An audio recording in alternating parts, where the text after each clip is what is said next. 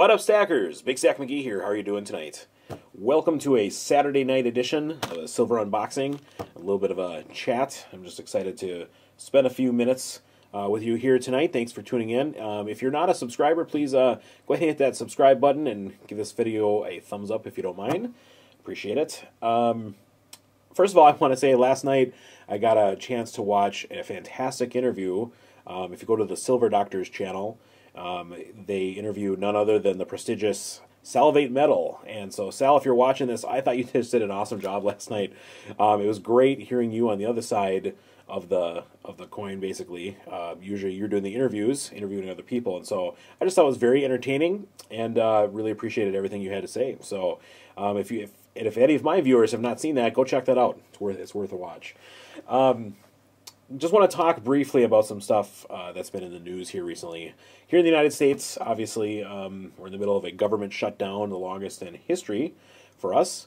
And I'm not even going to talk about the politics of it. Everyone has their own opinion on different things. For those of you that are not from the United States, I'm sure you're aware of it. Our President and Senate are at odds with our House of Congress over whether or not to pass a spending bill, and kind of in the middle of it is the Republicans want to put up a wall and the Democrats are diametrically opposed. Be that as it may, I have an opinion. I'm not going to share it here. No need. But I just want to talk about something that kind of really got my attention from this. And so in my own personal feed, in my own area where I live, and also just, I guess, anecdotes from TV and the like, people are being affected in a really negative way because for federal workers and people that are not getting their paychecks, it's just the amount of stories that I'm hearing over how this is affecting people is scary for me in two ways. Okay, the first of which is just like it's sad to hear that people are not able to make the things happen that they need to pay the bills or whatever. But I think the second this is the one really gets me, is that so many people are not prepared to be able to go without one paycheck. It bugs me beyond belief. It's horrifying. And for most of us stackers, whether you're a prepper or a stacker, investor, whatever it is you do, if you're into precious metals at all, there's a good chance that you can probably go a few weeks without a paycheck. Many of you, that stack, also stack cash. I hope you do, or have an emergency fund, or ways of being able to provide for your family in the case that you don't have that paycheck come in. But it just horrifies me. It's like that's what gets my skin crawling over this, is just like how many people do not have the ability to maintain their lifestyle in whatever way that they're living if they are missing even one paycheck. That terrifies me. I don't know about you guys. And I certainly hope anyone watching here is not in that same predicament. But if you are, I strongly urge you to take immediate action by living below your means and saving more money. Spend less, okay? Certainly try to make more money, but I tell you what, there's just something to be said for living under your means and just comfortably having a safety net of cash and of spending power and food and everything else that you might need, so that you just don't have to worry about that stuff. So anyway, that's what really sticks out to me in the middle of this, because I just hear so many stories of people that are like, they're gonna have to get kicked out of their place because they can't afford a rent payment or a mortgage payment from one paycheck. At any rate, okay, that little rant over. Let's talk about this. I got a nice packaging here today. And just for what it's worth, right now it looks like my first month of the year here in January for silver and gold is going to be a little bit less than normal. And the primary reason is that where I live, property taxes are due. And so I made a sizable payment for that. It's several $1,000s. And so I tend to not, I don't have any kind of mortgage where they take a chunk out to save towards property taxes. I just pay for that myself. I paid in full right at the beginning of the year for the year. It really sucks paying a big property tax, but it's nothing new. I've been doing it for years. but it just means that my cash flow for this particular month, my metal stacking had to take a small hit just to be able to make the payment. Not a big deal. I'm not bitching about paying property tax. I guess I am kind of, but it's just that's how it works. So the pool of money that I used to stack, I used some of that money to finish off my payment for that. So regardless, I do have some stuff, and I guess it remains to be seen. Maybe I can pick up some extra work here before the end of the month. But February looks to be amazing. But either way, here we are. So I got this package, and I'm going to go ahead and get it out, and we'll see what we got.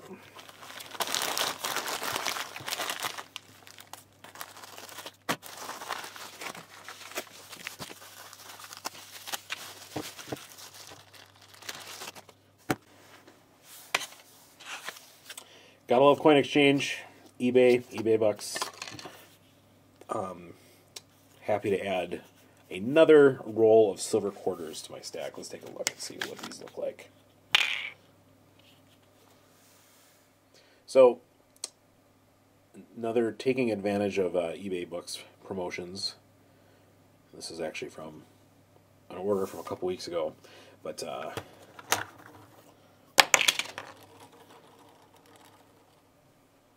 fun. We'll take a closer look at some of these certainly here in just a second, but I need to really do a 90% project box update. I have several rolls that I've picked up since I've done that, and so I think maybe in the next couple days I'll try to get updated on where I'm at with my different guardhouse boxes. I think my silver $50 is virtually complete after my last Walking Liberties pickup, but yeah, let's get to that. Let's just take a look at some of these.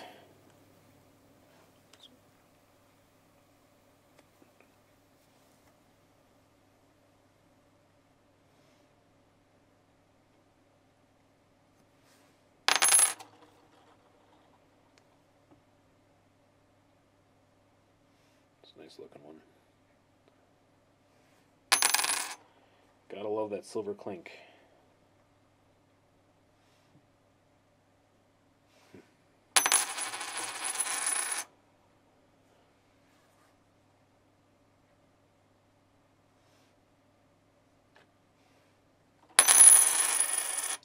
A little bit of wear and tear on that last one, and then you see a 64 like this that's got virtually no wear.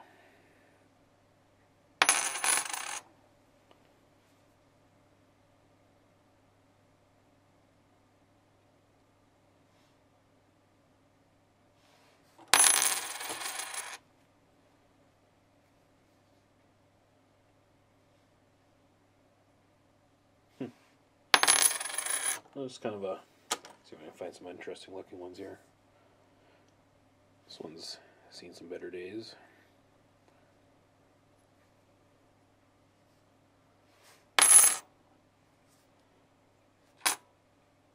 Huh.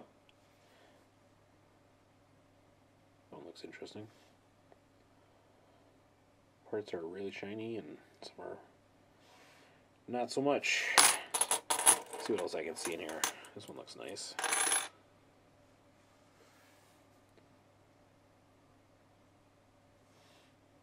Huh. Wow. It's very shiny for being an old coin. What's this one?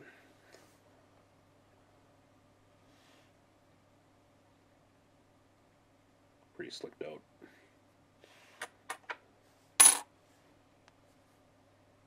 This one looks like it was maybe in a smoking home or something like that. Is that smoke on there? Let me smell this thing. Nope. Doesn't smell like it.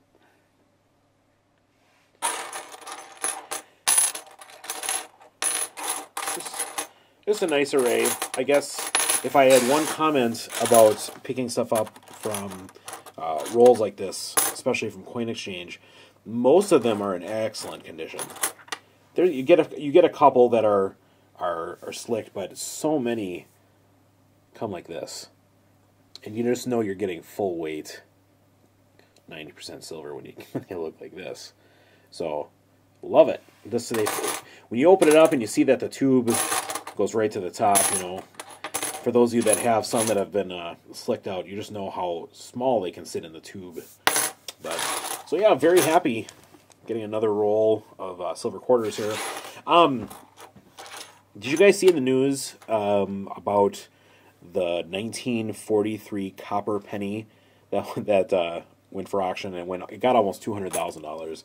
And I just thought, how neat is that? Just for those of you that don't know the history, in 43, that's where the steel pennies were minted, and copper pennies were not supposed to be minted, and they. I believe the gentleman that had it has had it since the 70s or something like that. I think he knew what he had. But unfortunately, the guy that owned it passed away, and I feel like they were liquidating his estate, or maybe it was his children or something. And I only know this based on my wife was telling me the story, so I apologize if I have any of the details incorrect. But I guess it's neat because when I grew up, I used to coin roll hunt with my grandfather for for wheat pennies. But that's pretty much what it was for. And I also had a coin, like a penny book, and I would try to fill it in with every year and mint mark. And so it just reminds me of going through all of my pennies. And I still separate anytime I find a wheat. I separate them out. And I used to do lots of copper penny sorting with my kids. Anything from before 1982, and so I have bricks of copper pennies. I don't know what I'll ever end up doing with that, but it's certainly very heavy. So if we ever get to where we can actually melt pennies, then I guess I can make a few bucks on that. But at any rate, I didn't know if you had heard that story. If you haven't, go check that out. It's kind of cool. That's pretty much it for today.